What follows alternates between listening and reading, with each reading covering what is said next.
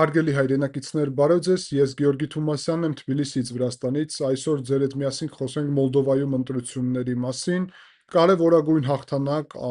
արձանագրեցին Եվրոպամետ ուժերը, հիմա մանրամասն կքննարկենք, իհարկե կոչում անում ձեզ լայքեք այս վերլուծությունը, գրեք ձեր մեկնաբանությունները, բաժանորդագրվեք, դա կարևոր է մեր ալիքի հետագա զարգացման համար։ Ուրեմն Եվրոպամետ գործողության և համերաշխության կուսակցությունը PAS կոչվում է այդպես, PAS 50-ից ավել տոկոս է հավաքել, 50 ամբողջ 16 հարյուրավոր տոկոս և զբաղեցնում է խորհրդարանում 101 տեղից 55 տեղը, դա նշանակում է, որ դրանով ապահովում է իր մեծամասնությունը խորհրդարանում, գլխավոր ընդդիմադիր ուժը, այդպես կոչված ուրեմն պատրիոտների դաշինքը,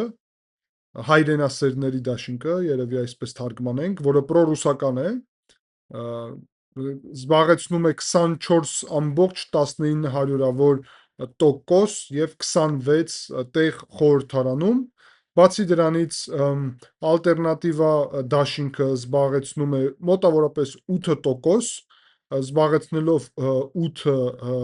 տեղ խորհրդարանում, մեր կուսակցությունը ճակերտներում իհարկե, այդպես է անվանումը, 62 տոկոս է զբաղեցնում 6 տեղ զբաղեցնելով խորհրդարանում և ժողովրդավարություն տանը կուսակցությունը զբաղեցնում է 5.62 հարյուրավոր տոկոս, 6 տեղ է նաև ապահովում խորհրդարանում, ընդհանուր առումով 52 տոկոս բնակչության մասնակցել է ընտրություններում, դա շատ ավելի շատ է, քան անհրաժեշտ 33 տոկոսը նրա համար, որ ընտրությունները տեղի ունենա, համարվի կայացած և ամենակարևոր հարցը իհարկե այստեղ Մայա Սանդուի կողմից առաջնորդված PAS-ի և պրոռուսական և պրոարևմտյան Մայա Սանդուից և պրոռուսական ուրեմն Դոդոնի կողմից առաջնորդված այս հայրենասերների դաշինքի տվյալներն են և կարևորագույնը այն է, որ փաստացի խորհրդարանում առաջնահերթ դիրքը և մեծամասնությունը 50%-ից ավելը զբաղեցնում է պրոարևմտյան, պրոամերիկյան, պրոեվրոպական առաջին Եվրոպական միությունում անդամակցության աջակցող ուժը Մայա Սանդուի ղեկավարությամբ գործող նախագահի, սա իհարկե կարևոր հարված է ռուսական գործակալական ազդեցությունին և առհասարակ Ռուսաստանի օրակարգին տարածաշրջանում, որովհետև Ռուսաստանը պատրաստվում էր Մոլդովայում այսպիսի ձևաչափով գրավել իշխանությունը և պետք է հստակ նշել, որ սա առաջին իհարկե ամբողջ Մոլդովայի ժողովրդի որոշումն է, բայց մենք տեսանք նաև, որ արևմուտքի կողմից շատ ճիշտ մեսիջներ են օգտագործվել և բացատրել են Մոլդովային, որ սա ընտրություն է Ռուսաստանի և արևմուտքի միջև։ Այն, որ դաշինքը ռուսամետ ուժերի միավորվել է և այդտեղ բազում կուսակցություն կան, դա մեզ հիշեցնում է Հայաստանի իրավիճակը։ Այո, մենք տեսնում ենք, որ Հայաստանում կան բազում ռուսամետ քաղաքական ուժեր և բոլորս գիտենք ում մասին է խոսքը, դա իհարկե Հանրապետական կուսակցությունն է, իդեմս Սերժ Սարգսյանի, իհարկե Ռոբերտ Քոչարյանի կողմից առաջնորդված այդ Հայաստան դաշինքը և ինչ խոսք Դաշնակցությունը, Արթուր Վանեցյանի պատիվ ունեմ կուսակցությունը, ուրեմն մեր ձևով ռուս օլիգարխ Սամվել Կարապետյանի այդ քաղաքական ուժը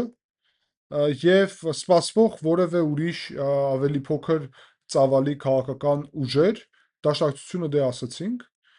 և ընդհանուր առումով պետք է ընդգծել, որ նույն տրամաբանությամբ կարող է նույնիսկ մտածեն մեկ դաշինքով մասնակցել ընտրություններում կամ առանձին դաշինքներով։ Նույն բանն է տեղի ունեցել Մոլդովայում և Ռուսաստանը հետաքրքիր քայլեր է ձեռնարկել։ Առաջի հերթին շատ մեծ գումարներ է ներդրել Մոլդովայում ձայներ գնելու ուղղությամբ։ Եվ ես այստեղ եւս մեկ անգամ հիշեցնում եւ կրկնում եմ Հայաստանի գործող իշխանություններին, որոնք 26 թվականի իրենց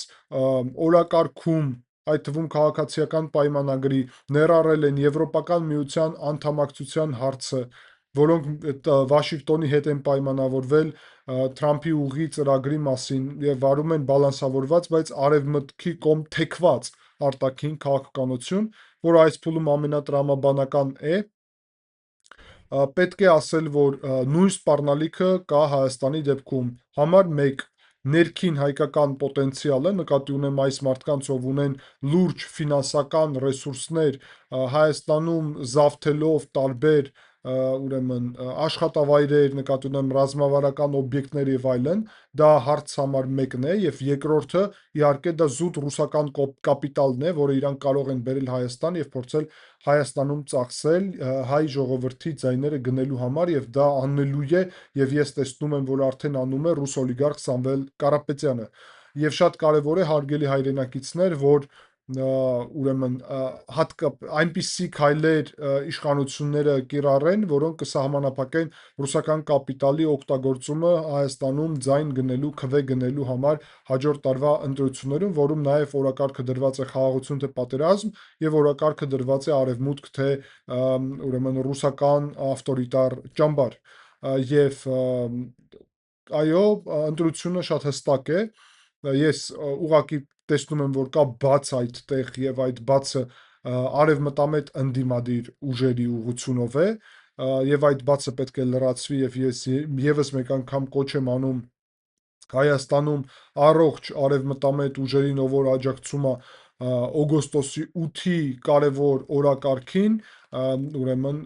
պայմանավորվեն, համախմբվեն եւ ընտրություններում ինչպես երրորդ այլընտրանք ներառված լինեն, եւ որոնք կաջակցեն քաղաքացիական պայմանագրի արևմտամետ քայլերին, բայց կքննադատեն, եթե քաղաքացիական պայմանագիրը որևէ տեղ շեղվի ճիշտ ճանապարհից։ Ամեն դեպքում այդպիսի բալանսավորման մեխանիզմ անհրաժեշտ է Հայաստանում ընդդիմության դաշտում։ Բացի դրանից պետք է ձեզ նշեմ, որ Ռուսաստանը կիրառել է ակտիվորեն կիբերհարձակումների մեխանիզմ ընտրությունների օրը եւ Մոլդովայում, եւ դա շատ լուրջ փորձ է, որովհետեւ Հայաստանը պետք է պատրաստ լինի նաեւ դրա համար, կարող է դա տեղի ունենալ, եւ Հայաստանը պետք է կիբերանվտանգությունը ընտրությունների ուղղությամբ լրջորեն ապահովի գալիք 2026 թվականի կարևորագույն խորհրդարանական ընտրությունների համար։ Եվ եւս մեկ կարևոր հարց վերաբերվում է հետ ընտրությունների զարգացմանը։ Մենք հիմա սպասում ենք, որ փաստացի պրոռուսական այս այդպես կոչված ընդդիմությունը Մոլդովայում փորձելու է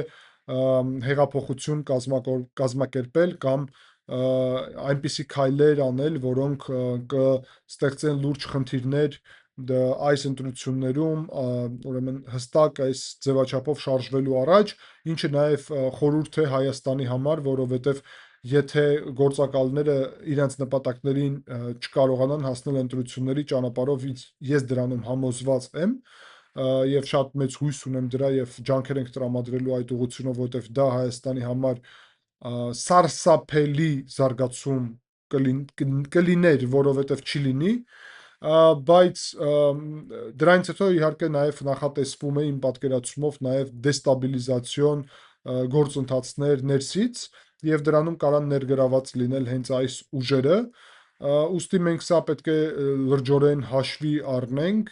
եւ ես այսօր տեսա ռուս օլիգարխ Սամվել Կարապետյանի հայտարարությունը, որը վերաբերվում է նաև եկեղեցու դեմ փոքրիկ խմբակի պայքարին, շարունակում այդ թեզը, եւ դա նաև վտանգավոր է։ Ես կարծում եմ Հայաստանի իշխանությունները լուրջ անելիք ունեն այս ուղղությամբ, ինչպես հեծի, այդպես էլ առհասարակ Սամվել Կարապետյանի հնարավորությունների ուղղությամբ Հայաստանում ծախսի իր ռուսական կապիտալը եւ ստեղծի քաղաքական մարտահրավեր հայկական պետության համար։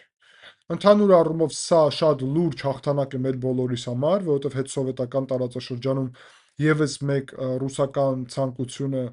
Կրեմլի ցանկությունը տապալվեց, եւ նույնը պետք է տեղի ունենա 2026 թվականի խորհրդարանական ընտրությունների Հայաստանում, իսկ Վրաստանում գործընթացները շարունակվում են եւ մենք ձեր հետ միասին նաեւ ակտիվորեն կհետևենք զարգացումներին Վրաստանում եւ կմասնակցենք հոկտեմբերի 4-ն է իհարկե ամենակարևոր օրը ընտրությունների, ինչպես նաեւ ընդդիմության կողմից հայտարարված խաղաղ հեղափոխության կամ հեղափոխության սկզբի մասին ուրեմն օրակարգը։ Ես շնորհակալ եմ ուշադրության համար, հարգելի հայրենակիցներ, կհանդիպենք, ցտեսություն։